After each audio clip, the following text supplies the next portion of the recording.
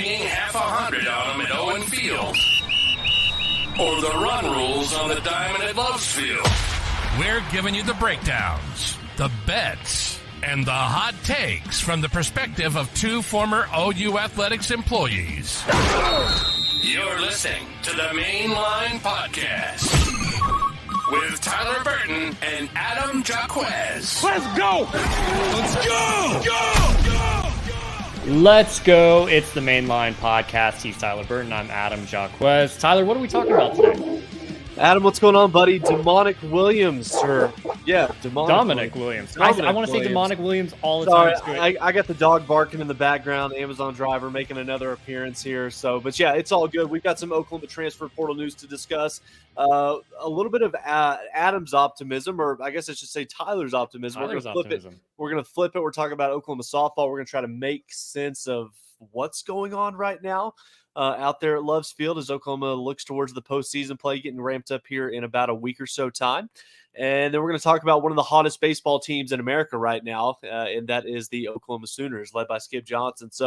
But yeah, Adam, things are good. Doing all right. I've been a little bit under the weather, as our listeners can probably tell, or from listening to me, but I feel like I'm on the tail end of it right now. But I'm glad that we had a little bit of a chance to record a little earlier this evening. Obviously, Mavs Thunder game 1, and we've got some NHL hockey going on as well. So we've got a lot to talk about tonight, and let's just kind of dive into it, man. Oklahoma lands the commitment of one of the most highly touted defensive lineman entries into the transfer portal in Damonic Williams, or however you want to say it.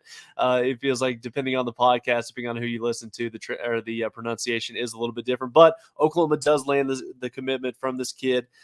Just, Adam, talk about what this transfer does for, kind of the overall impression, the overall outlook, and what this does, not just for Oklahoma recruiting, but maybe about Oklahoma's involvement in the NIL game. Yeah, I think just from a production standpoint, you love what this guy's been able to put on the field at TCU the last couple of years. Started as a true freshman, played as a sophomore last year, and stats aren't everything from that defensive tackle position. There's going to be a lot of games where maybe he gets like maybe 1 tackle, 2 tackles, but what he's able to do is disruptive enough for everyone around him to be that much better. So if you do want to play a statistics game, yes, he's produced probably what guys like Stacey McGee, Jamarcus McFarland did in their entire career as a Sooner. He did that in 2 years at TCU. So still highly productive from that defensive tackle position. Mm-hmm. But I think he's kind of the missing piece that you were looking for to plug into this defense this year to go, okay, we feel pretty good about almost every area at this point, because you've got Dejon Terry now. You've got Williams there right next to him. You've got 2 youngsters in Jaden Jackson and David Stone, who now you go, okay, these guys might be studs, and maybe they'll just eat up a bunch of playing time because they're highly touted guys. But also at the same time, if they're not ready, or if they need to take on a lighter load, you can do that now. You've got Jermaine Lole from Louisville. You've got some other guys, some younger guys that have developed over their course of their first couple of years on campus here. So you start to feel really good about the one weak point in this defense with Domonic Williams. In my mind, I've locked into Damonic, and I think it's Dominic, but it's the spelling. That's what's kind of throwing me off. I had to respell it here on the outline, so to try to keep me from further mispronouncing this young man's name. But Adam, I think you make a really good point. I know that this has been something that's been talked to death about for each of the last 5 to 6 days. I can't undersell how big of a get this is for Oklahoma, not just because of who he is as a player. You look at the size, you look at the measurables, you look at his performance and the productivity on the field at TCU over the last couple of seasons. But, when Todd Bates got to Oklahoma just a couple of seasons ago, he talked about how, a true defensive line, to really be able to have a big impact on a football game, on a full season, to be able to go out there and be impact performers, you've got to be able to be 5 to 6 man guys deep in the rotation. And I think that that's something that Oklahoma really hasn't had in quite some time. I know that you put it out there on social media last week, and I think it was even earlier today that you put something out about, Oklahoma being deep. Hang on one second. Got to get rid of the damn dog. Yeah, really what Tyler's talking about there is, okay, and I think I stole this a little bit from Gabe and Teddy's pod, but thinking about, okay, you've got one elite defender at really every level of the defense there. Defensive line, you've got your middle of the line guy and Domonic Williams. You've got Danny Stutzman right there at the linebacker. You got Billy Bowman at safety. And we posed this question to Twitter and we're asking around like, hey, when was the last time Oklahoma had, one star defender pretty much at every level of the defense, the way that we expect that to happen here in 2024? In my mind, I think 2019 is the last year we had that. I know a lot of people go, oh, that wasn't a good defense, but Kenneth Murray was a first-round draft pick. I don't think that Danny Stutzman or Billy Bowman will be first-round draft picks. I think they'll be great, highly productive players this year, but some of the measurables, some of the ways they'll test, I'm not sure that they will be getting first-round grades. Linebackers and safeties aren't always going to be in that first-round NFL draft potential there. So that's not disrespecting, those guys necessarily, but I think 2019, I think you go, yeah, Delarian Turner-Yell, he's kind of the weak point of that defensive secondary of that trio there. But all of those guys got drafted, DTY, Neville Gallimore, Kenneth Murray. So at least since 2019 that we've had a lineup like that. But the rest of the pieces around those guys are better than that 2019 team. So I think you can still have high expectations. And I think that's why expectations are so high. I think that's what's got many people so excited is when you look at what Oklahoma is going to be able to deploy, not just with your starting 11, but, once you really start looking at this too deep for this depth chart that Brent Venables has got on defense this year with some of the tools that Zach Allen is going to be able to play with, this is probably the most talented, deepest defense that Oklahoma is going to have in probably over a decade now. And I know that that's something that Dusty Dvorak, kind of talked about, during a couple of his media segments over the last week or so, where he really talked about, that not just is Oklahoma transforming, the size and stature of the players that they're bringing in on defense, but with how well they're recruiting and being able to stack 2 to 3 classes together now. Brent Venables is working on another fantastic 2025 class. They got another commitment today to put OU up there in the top 5 as well. But yeah, this just kind of goes back to talking about the overall depth of this defense, and particularly with Todd Bates' group. And before the dog interrupted here, I was talking about the fact that when Todd Bates got to campus and he was really trying to get his point across that you've got to be able to be 6 deep on the interior defensive line to be able to have a true impact over the course of a full, college football schedule. And this is something that we've seen Oklahoma continue to transform that position group over the last couple of seasons. And, Adam, it's very easy, and I'm just as guilty of it, to be able to go back and look at the roster from Alex Grinch's, couple of seasons at Oklahoma and look at the body types, look at the talent, some of the guys that were playing that interior defensive tackle position for Oklahoma when he was the defensive coordinator there. And then you fast forward here as we go into, the fall of 2024, and you look at what, Todd Bates is going to be able to deploy. And a lot of people are talking about, a guy like Damonic Williams, and rightfully so. He's a plug and play guy. He's going to be one of your starting interior guys day one.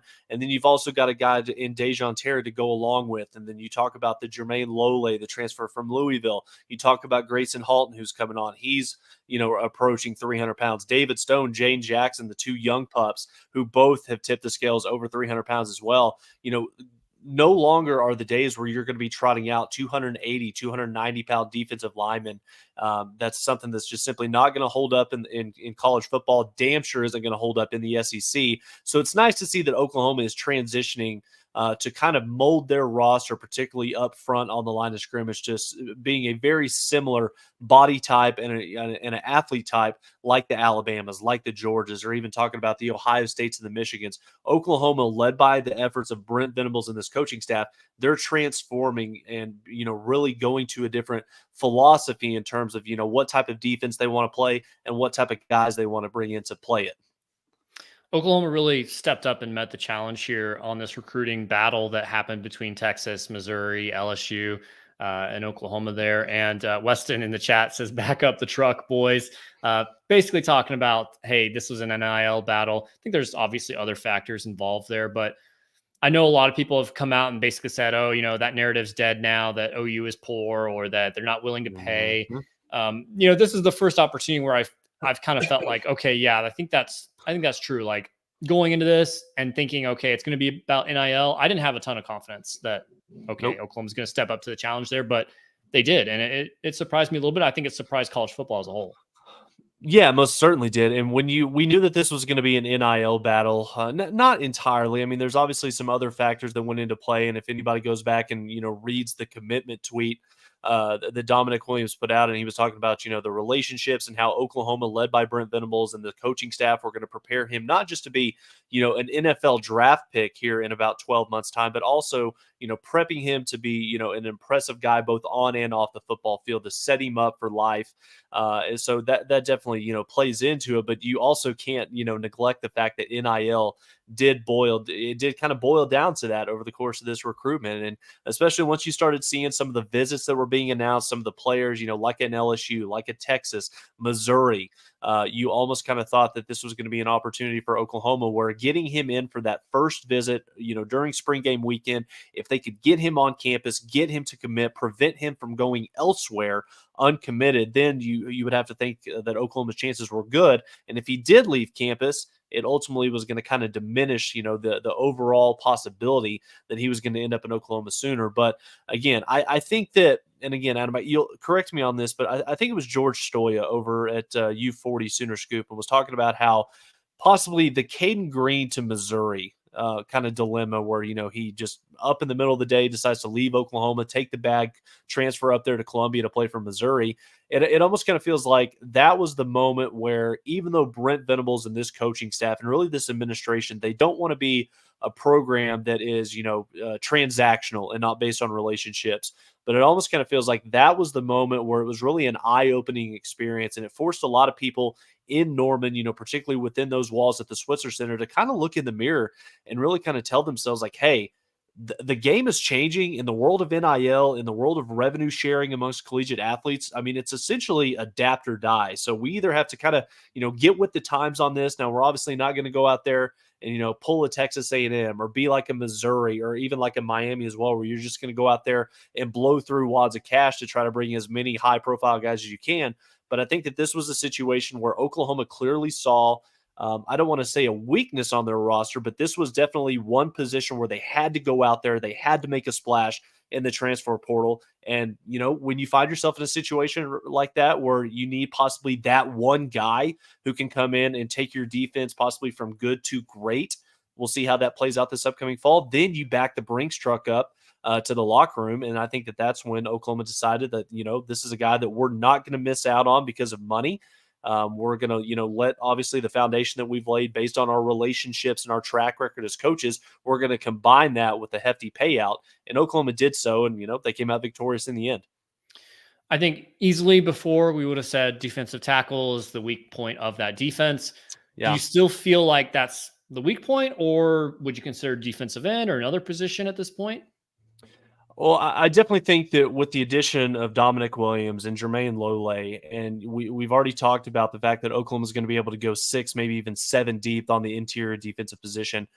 I think that I don't want to necessarily say it's a weakness, but I think that when you have this depth and you have the amount of talent that Oklahoma has on the interior, I think that puts even more pressure on the position group coached by Miguel Chavis. I'm not sitting here saying that, Oklahoma just simply doesn't have the guy, but it makes your job a whole lot easier, whether you're a linebacker or whether you're an edge guy getting after the passer. When you have the guys on the interior that can hold up in the trenches in between the tackles, that gives you so many more opportunities one-on-one out there against a tackle or an edge guy coming after the quarterback as well. So, if you're Miguel Chavis and you're looking at your guys in that room, this is really, this is a huge, kind of a feather in their cap as well. The fact that they've got Damonic Williams and Jermaine Lole coming in, this is going to allow edge guys like an R. Mason Thomas, like a Caden Woolard, Ethan Downs, PJ Adebawore. This is going to give them more opportunities to really kind of be out there on an island and put themselves in positions where,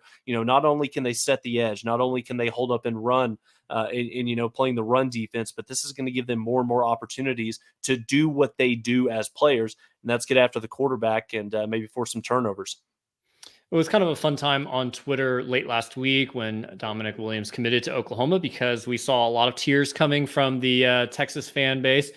Some from the Mizzou fan base, but it was kind of a fun time out there. I wouldn't say necessarily tears, but people, typical stuff that you see on the message boards that OU fans are guilty of doing too. But, the comment, oh, we dodged a bullet. We didn't pay enough, or we didn't pay up. And, we have standards that we hold to, or we didn't actually want that guy anyway. So yeah, it's kind of a fun time with Texas fans and making sure that, you guys are still bothered by Oklahoma. You may say you're not, but you are. Adam, here's the one thing that I'll say, and I know that LSU fans, they've had their fair share of opportunities to kind of get their licks in with Oklahoma fans. Obviously, the 2019 Peach Bowl, 2003 or 2004 national championship; those were both back-to-back years. We try to forget, but obviously they've had their fair share of moments here recently where they've been able to kind of poke fun at Oklahoma, particularly with recruiting. Broklahoma being a term that's gained a lot of traction on social media over the last couple of years, but Adam, we've talked about this for many, many years now, and really this conversation really kind of ramped up once the move to the SEC was done, once it was officially announced. If you're a program like Missouri, or you're a program like LSU or Texas A&M, if you want to throw Tennessee and Auburn and Florida in there as well, the only thing that those programs have had over Oklahoma, the one feather in their cap that they've been able to come to the kitchen table with mom and dad, with these recruits, and be able to really sell why their program is better than Oklahoma is because of the SEC patch that's on their chest, that's on their jersey. Now, we've talked about how this is a huge opportunity for Oklahoma. You want to make a splash. You want to come into the year one of the SEC, and that's probably large in part why Oklahoma has been as aggressive in the transfer portal as they have over the last couple of months. But this is really Oklahoma's opportunity to kind of come in and, really kind of stir things up and make a positive, first impression, kind of, announce to the SEC and especially to the college football world that, just because we're going from the Big 12 up here to play, big boy football in the SEC, we're not going to take a backseat to anybody. So again, I know that there's been a lot of fan bases out there, particularly Missouri, particularly Texas A&M, and the fine folks down there in Austin. I don't want to say that fear is the term that possibly comes up, but they've had their opportunities, particularly A&M and Missouri, to kind of kick Oklahoma down a little bit, just because we're the ones, we've been part of the SEC, we know what it takes, we're more equipped than you are to play this brand of football. They don't have that luxury anymore. And yes, NIL has changed the game, but once Oklahoma gets their feet wet in the SEC, and Brent Venables and this coaching staff backed by an administration that is playing the NIL game, watch out. Yeah, I think this was kind of the appropriate amount of desperation.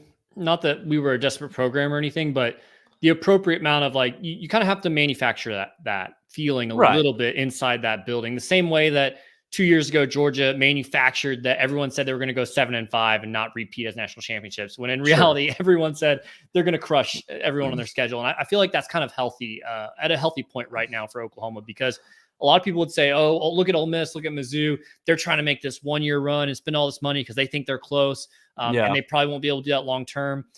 I have my doubts. I think there's a lot of money in those places.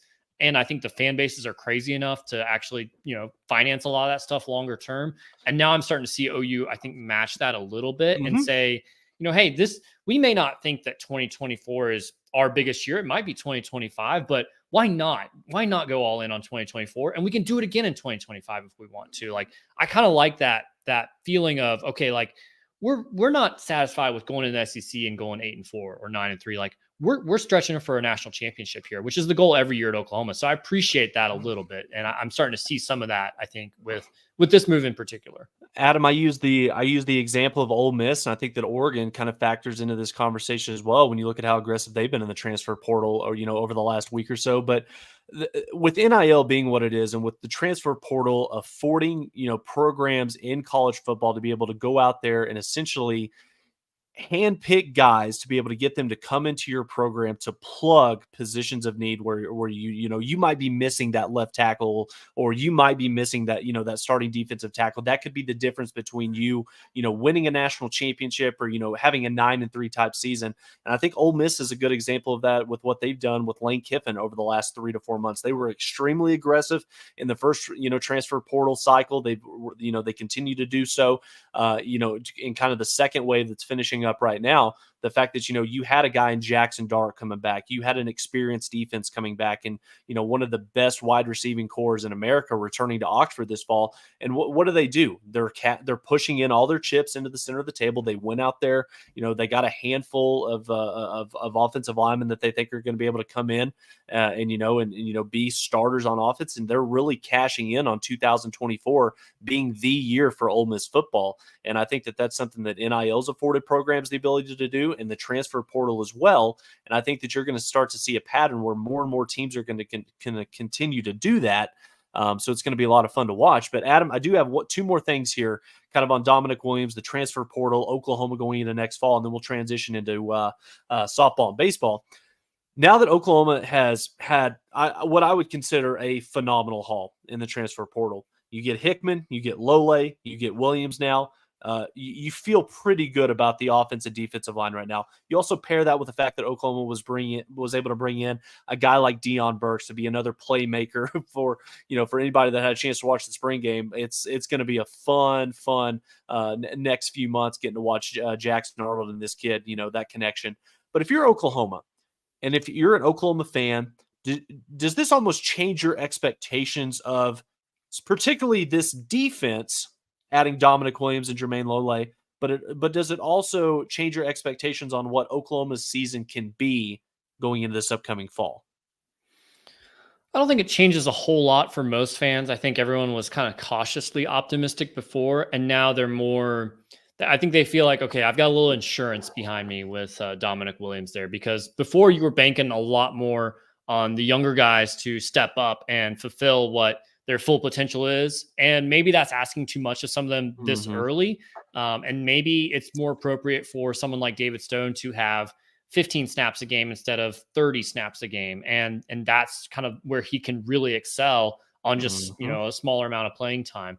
And so I think there's just more insurance there to back up some of the thinking and claims that we have. And it probably does raise your ceiling, but I think it gives you a much more solid floor to stand on, even if that hasn't necessarily changed. I think that with the addition of these two, interior defensive tackles and Williams and Lole, I think that's I don't want to sit here and say that just because Oklahoma got Damonic Williams that's going to result in them going from 8-4 to 10-2. I don't think that's.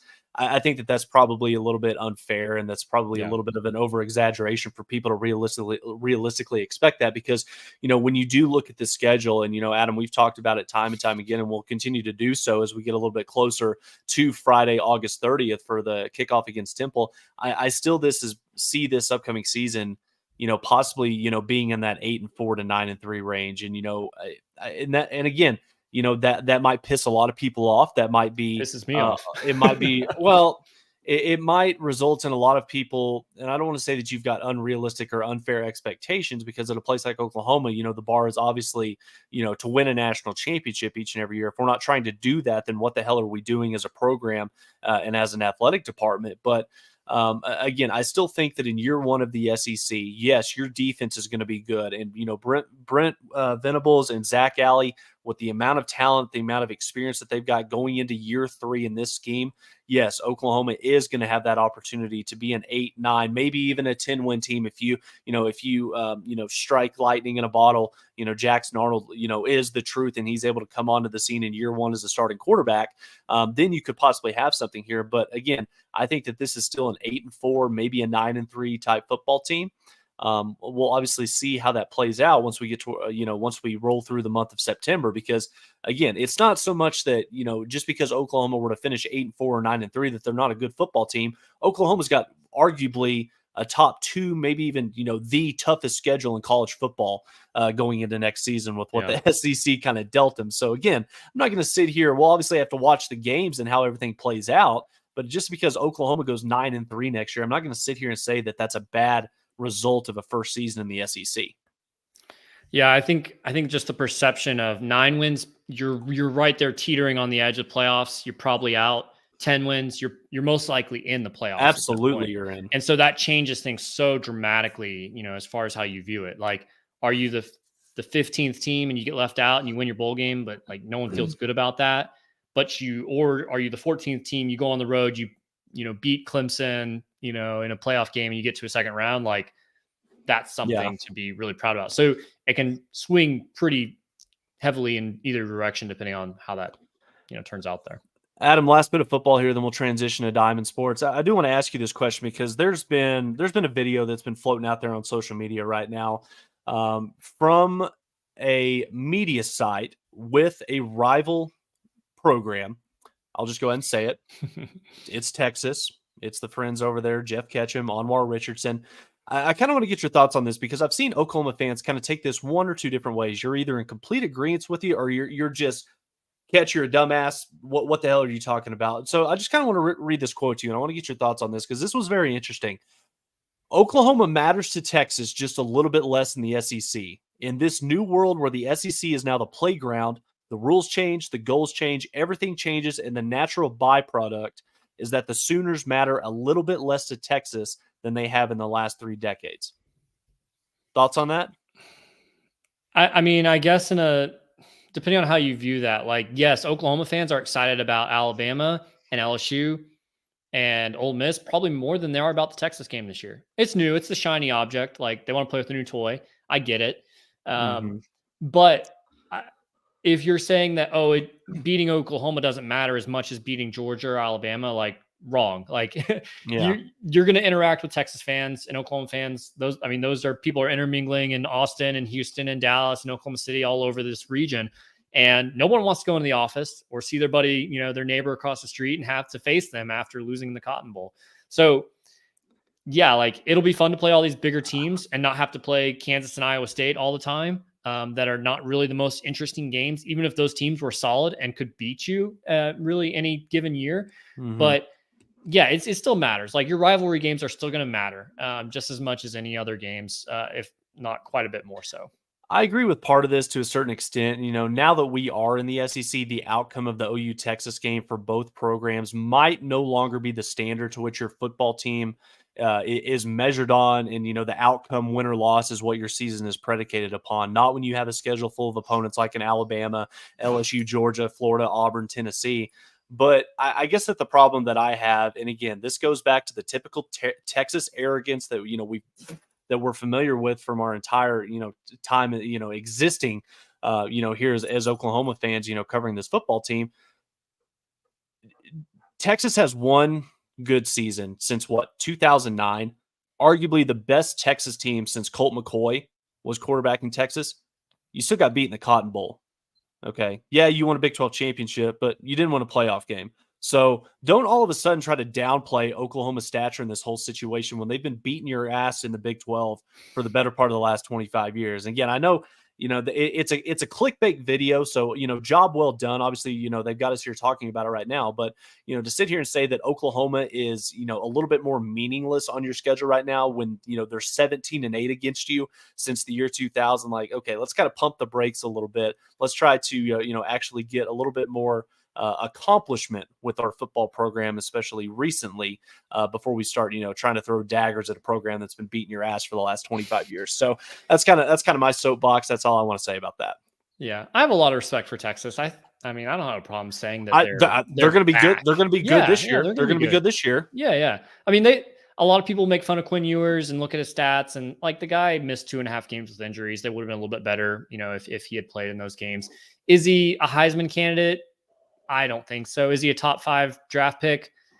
I don't think so. Maybe an NFL team will fall in love with, arm strength or whatever, like they do in certain cases. But I think he's a good college quarterback. He's just not, he's not as much as he's hyped up to be. So he'll be all right. They got a lot of transfers in there, especially at the wide receiver position, to make up for some of the guys they lost. So I think they'll still be solid. I just think Texas fans have kind of skipped over. We went to the playoffs. We don't have to worry about beating OU anymore. We're worried about winning a national championship. And it's like, all right, like, OU fans have been there. We know it's difficult to win a playoff. It's going to be even more difficult now because you're going to have a larger field. You're going to have to always beat Alabama, always have to beat Georgia, always have to beat Ohio State, and so forth. So it's going to be that much more challenging. I feel like Texas is getting a little bit ahead of their skis on some of that, but yeah, I mean, got to beat a good OU team first. I do think that it's a fair point to make, and we're not going to sit here and downplay the OU Texas rivalry or say that it's, it's a little bit more meaningless now in the grand scheme of things because you are in the SEC. But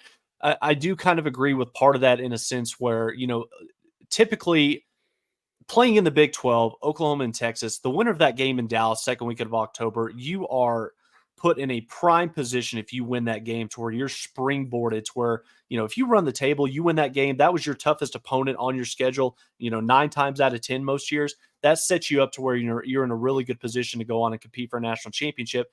It's not going to be that same, I don't want to say ultimatum, playing in the SEC because, okay, Texas loses to Oklahoma. Okay, well, if they go beat Georgia, then they're right back in the hunt for the national championship in the college football playoff. So no longer are you going to have to bank on beating Oklahoma or beating Texas to put you in a position where that's either the make or break point for you to be able to find your way into the college football playoff, especially with it moving to a 12-team playoff format, but also with the fact that you're going to have more, upper echelon teams, ranked matchups week in and week out that you're going to have the opportunity to go out there and test yourself and show people what you can do. Time to talk baseball, right? Let's talk baseball, Adam. Yeah. Sweep out in Lubbock. Let's just kind of dive into it, man. Biggest takeaways from the Sooners dominating series win over Texas Tech. Yeah, we talked about it last week. This is a Texas Tech team that had just come back from Lawrence, Kansas, got swept by the Jayhawks, kind of had their backs up against the wall. And now Texas Tech very much, I think, on the bubble to make the postseason now. So not the performance that the Red Raiders were hoping for. And I was kind of curious to see what that was going to look like. And I don't want to say the Red Raiders laid down for Oklahoma necessarily, but Oklahoma went in and just they took it. They were putting up runs early and often in all three games. Braden Davis, again, back-to-back weeks as Big 12 Pitcher of the Week, going 7 innings, no scores in his Friday night outing there. So I think a lot to like there. And you're starting to hear a lot of these records that are getting broken. First time since 2007 that Texas Tech has been swept at home. Most wins for Oklahoma in the Big 12, I think, ever. I think I saw the other day. Most series sweeps ever for Oklahoma in a season. Yeah. So some really unique stats that are happening. Kind of the opposite of some of the first-time stats that you're hearing out of softball. We'll get to that in a second. But, yeah, some really good things that you're liking out of baseball, I think, is officially, we feel like John Spikerman is officially back now. He's been back for a few weeks, but this was the first week where it's like, okay, he got 6 hits. He got a nice home run. He had a nice throw in there from center field to throw out a guy on Sunday. So I think we'll have that highlight coming up here in a second for those watching on YouTube. But just a really nice overall solid series for Oklahoma. Still some things to figure out. I think this Baylor series coming up will be a good opportunity for that. But overall, well done. Makes up for the series loss at home against Texas the week before. And the type of thing that you want to see out of, okay, a team that's going to win the Big 12 conference, they're going to go out and sweep the teams that they should. You look down the lineup and UCF, Texas Tech, TCU, K-State, they may not be at the top of the standings in the Big 12, but you should be sweeping those teams. And that's exactly what Oklahoma's done so far. So really impressive outing. Great way to step back and bounce back after a midweek loss to Oral Roberts last week and the series loss to Texas, and just feeling like, okay, they got back up off the mat. They did exactly what you could have, best case scenario going out to Lubbock there and really playing well against the Red Raiders.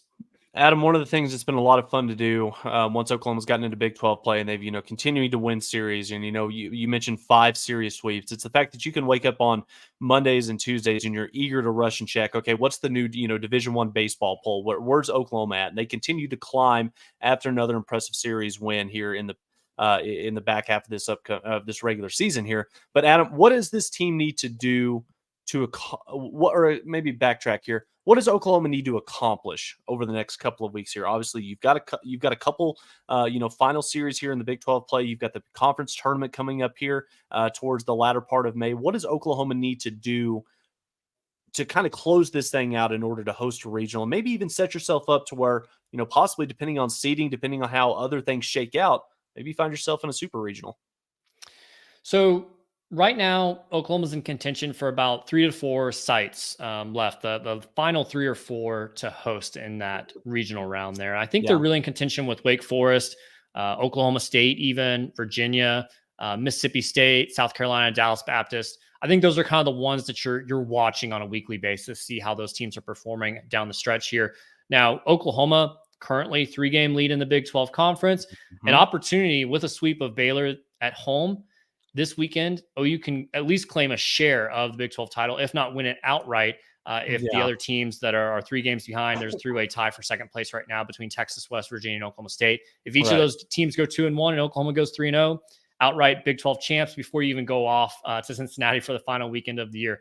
That would be incredible. Baylor's a team that Oklahoma absolutely can sweep. TCU just did it a week ago. So the Bears are not the best program.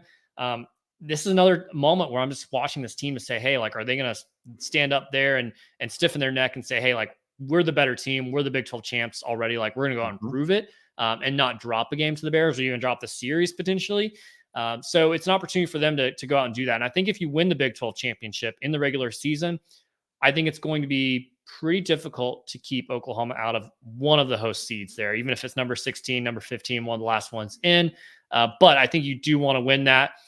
And then, do some good things there in the Big 12 tournament down in Arlington as well.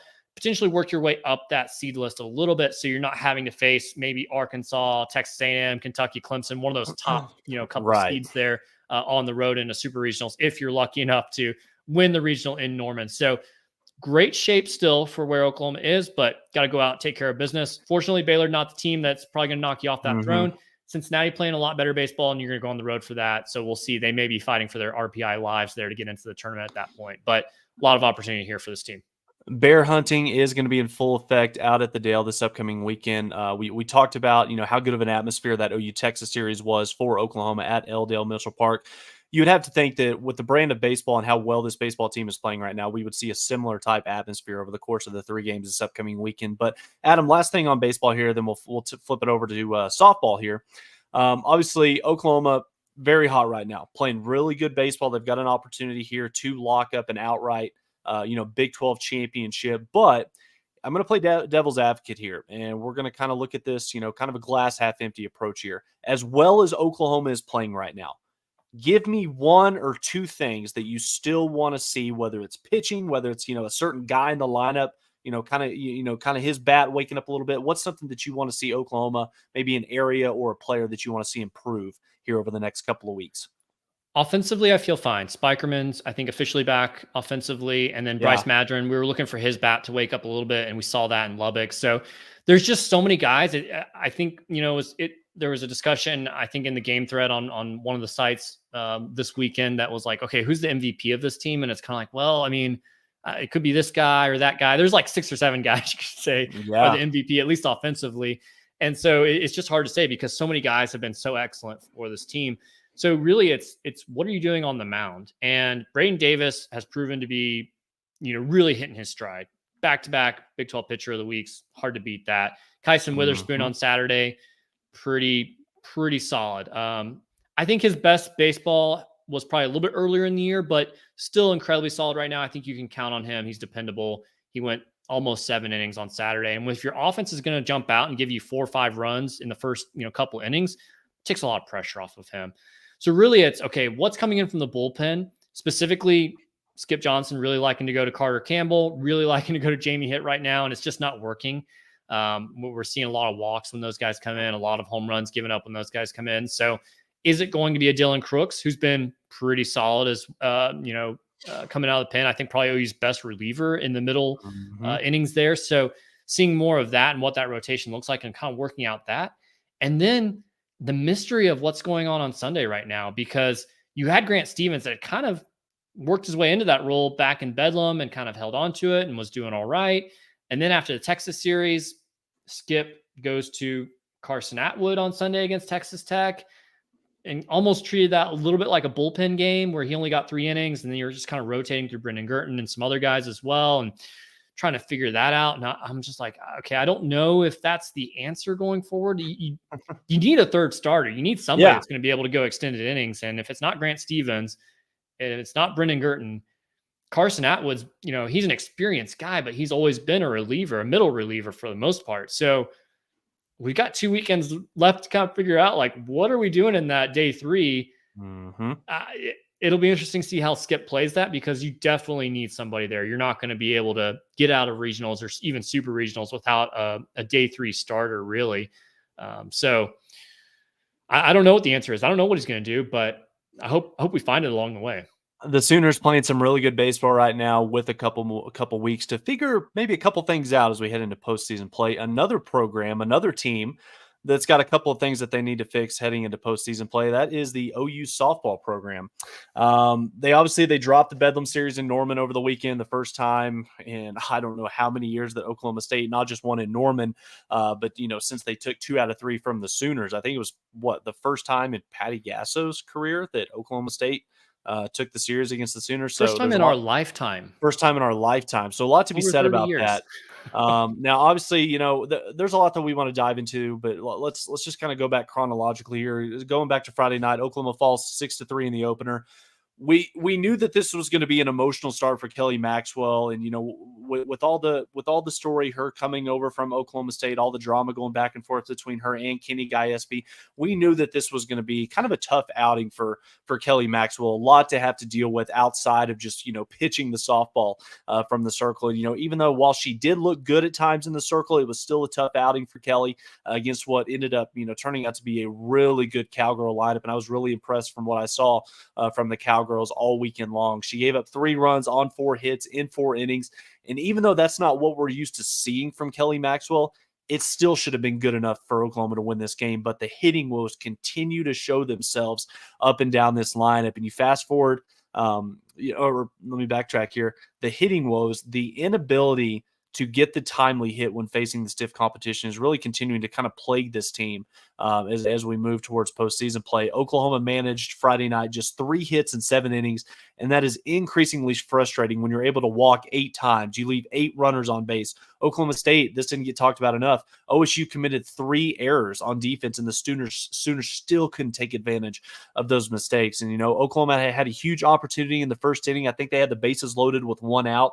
And, outside of a Kinsey Hansen walk, which, allowed Oklahoma to go up 1-0, you still had you didn't have the ability to really kind of bust the game open right there at the very beginning to take some of that pressure off of Kelly Maxwell and your defense. But again, it's the inability to get the timely hit that hurt the Sooners, and they fell 6-3. And then, Adam, you go to bed Friday night expecting Oklahoma to regroup and come back out on Saturday firing on all cylinders, but that just simply wasn't the case again. Patty Gasso's squad got out-hit again for the second day in a row, 10-5. Pitching staff gives up 4 home runs, something that's been absolutely unheard of with this program for the last decade. So, Oklahoma falls 6-2, and with Texas taking care of business out there in Lubbock, they really managed to, kind of lock up the Big 12 championship, and Oklahoma went into Sunday's game without a chance to, extend the streak and win another conference title. So, again, Oklahoma falls 6-2, and I know many out there look at Oklahoma State scoring six runs on Saturday, and in both of those games, and give them credit. That's a really good team that Kenny Gillespie's got up there in Stillwater right now. But it's Oklahoma's lineup, to me, and we can have this discussion, Adam. Oklahoma's lineup is the reason that they're losing these games. And we saw the same thing earlier in the season down in Austin when Texas took 2 out of 3 against Oklahoma. The inability to come through with the timely hits. And Adam, you can touch on the stats. You put them in the group chat over the weekend after the Saturday night game. A few eye-popping hitting stats from those first 2 games when comparing these 2 opponents. Yeah, 0 for, I think, 3 with bases loaded was Oklahoma on Friday and Saturday combined. And I think Tiare Jennings, if I remember correctly, did not have a hit in either of those games either. Nope. So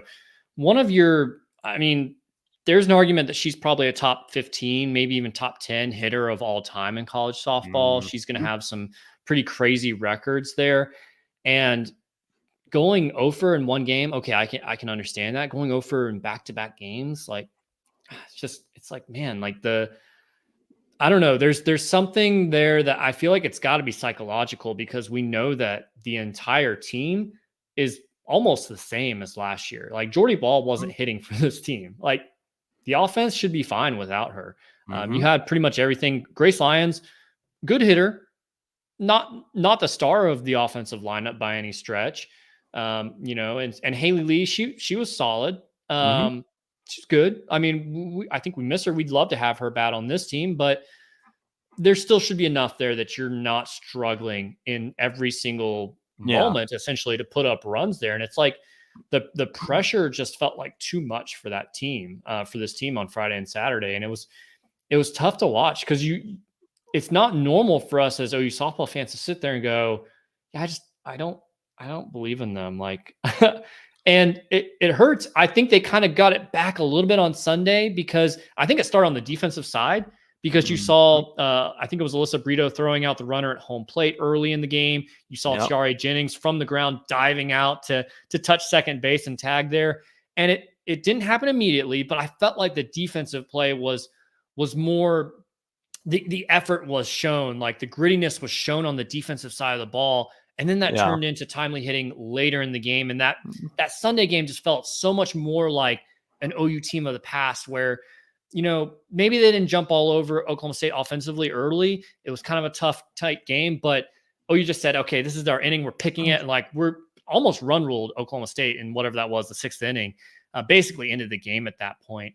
And so it's kind of like, okay, where has that team been all year? I don't know that I'm confident in saying that they figured it all out. It's going to be sunshine and roses now, but that's what we need to see more of. And that team is still there. They just need to unlock that. Yeah, Oklahoma loses the Friday and Saturday games by a combined margin. I think it was 12-5. And then you go back at them and, just a couple of these statistics, because, I mean, these are really eye-opening. And, it's really kind of the cause of why Oklahoma's kind of in the position that they are. And I say the position that they're in right now. I mean, they're still one of the best softball teams in America right now, but it's still – it feels like something's missing or something's just 1 degree off that's, not allowing this softball team to, play that type of baseball that Patty Gasso has brought to Norman, Oklahoma and has built with this program, over the last, 30 plus years here. But I mean, just overall hitting, Oklahoma was 5 of 27 Friday and Saturday night, with 2 outs, 1 of 8 with runners in scoring position. They were 1 out of 10 with runners on base. They were 1 out of 12. And then Adam, the thing that was the most, kind of the biggest thing that was concerning for me, we've seen time and time again with this softball team over the last few years is when they have the opportunity to make the other team pay, whether it's with an error or whether it's with, poor pitching, walking the bases loaded. Oklahoma had 2 cracks with the bases loaded on Saturday. Didn't put the ball in play. 0 for 2. Sunday, like you alluded to, they kind of flipped the script. Sooners got a phenomenal pitching performance from Karlie Keeney. 6 2/3 scoreless innings, 3 strikeouts, only 4 hits given up. Why they put Kiersten Deal in there instead of riding Karlie Keeney, I'm not sure. Deal was great the last 2 weekends. I know. Like, I would have been confident in her going into that situation, but it's almost like every weekend it's like, okay, we're just kind of playing Russian roulette. Is it Deal that's going to be on? Is it Nicole May? Is it Karlie Keeney? Like, I don't know. Yeah, I don't know who the second best pitcher on this team is, and that's concerning. It was really refreshing to see because what had plagued Oklahoma for the first 2 games of the series that they lost, was the lack of timely hitting with runners in scoring position, and they solved that problem in the 5th inning on Sunday. Putting up 5 runs thanks to a couple of home runs from Ella Parker and Tiare Jennings finally getting the monkey off her back. She's been in, arguably probably the worst slump of her career over the last few games, but it was good to see her kind of bust out. Cassidy Pickering also had a 2-run home run. Riley Boone, Ella Parker both had 3-hit games on Sunday for the Sooners. So as we go into the postseason, Adam, obviously you got the Big 12 tournament starting up here in just a couple of days.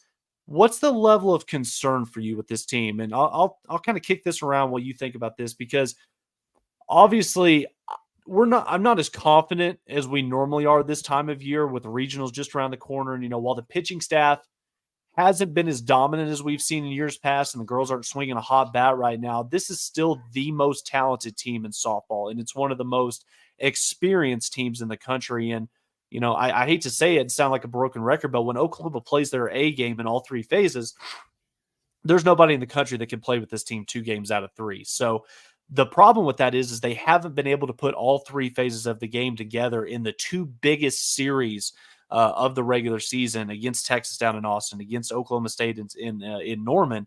And once you kind of get into the regionals, you're going to be facing that upper tier competition that's a little bit more like what we've seen with Texas and with Oklahoma State. And that's something that Oklahoma is going to have to adjust to. But here's what I'll say, Adam, and I'll kick this over to you.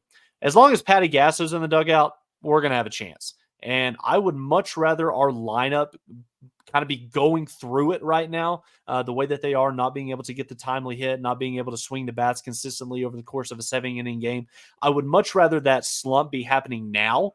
That way they can use these next couple of games in the Big 12 Conference Tournament to kind of fight their way out of this. That way they're peaking and playing their best softball at the right time with regionals and supers just around the corner. And, while the margin for error isn't as big as it usually has been in the last couple of seasons, if the Sooners can get the bats going, then I like their chances to get to Oklahoma City, and then all bets are off.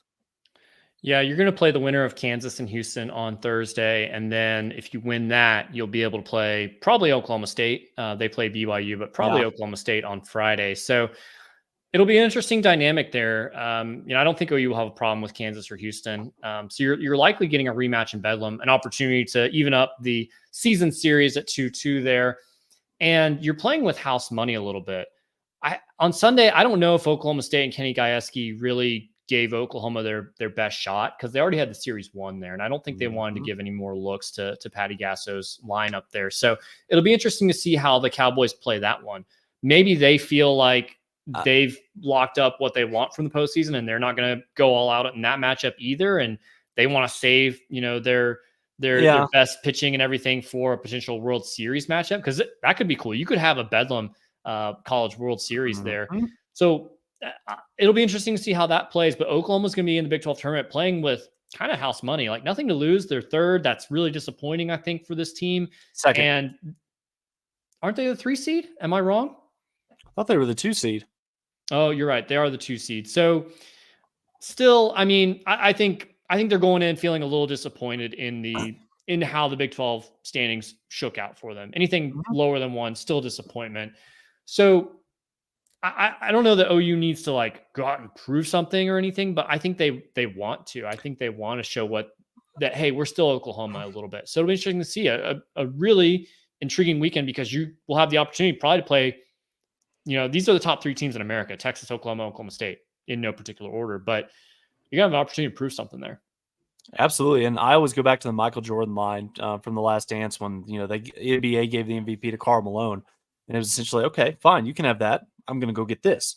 So if Oklahoma can kind of figure things out here over the next few days and use the Big 12 conference tournament as kind of a get right moment for this program to, get your confidence back, have an opportunity to, even the season series with Oklahoma State. And then you have to think that, barring a huge upset, Texas is going to be waiting for you coming from the other side of that bracket. So again, this is a huge opportunity for Oklahoma. They've got all the right pieces to be able to put it together to do this. They've got the right person behind the wheel driving the car, and it's just a matter of these girls being able to go out there and execute. And I don't know if pressure is a word. I mean, I know that that's something that Patty and, girls throughout this program have talked about over the last few years. Pressure's a privilege, and, many people, you're either tuning in to, watch them lose, or you're tuning in as Oklahoma fans, to cheer them on. But either way, you're watching the game. So, again, I think that this could be good for them, and we'll see how they play this upcoming weekend. But it has been concerning that the 2 biggest series